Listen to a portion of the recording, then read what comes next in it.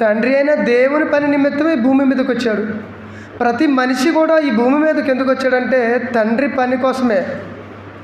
అయితే ప్రియమైన దేవుని వలరా దేవుని యొక్క మాటలను ఆనాడున్న జనాలు మర్చిపోతే యేసుప్రభు వారు మరల వారిని దేవునిలో నిలబెట్టడానికి భూమి మీద ప్రత్యక్షమైండు.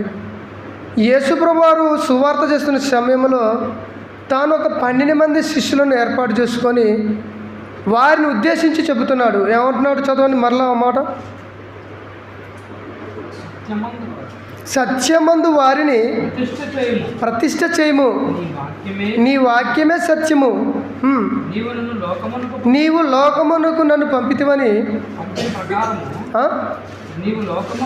నీవు లోకమునకు పంపిన ప్రకారము నేనును వారిని లోకానికి పంపాడు. అంటే యేసుప్రభువు ఎందుకు వచ్చాడంటే సత్యములో అనగా వాక్యములో ప్రతి మనిషిని నిలవబెట్టడానికి, ఏమండి, నిలవబెట్టడానికి యేసుప్రభువు వచ్చిండు. ఈరోజు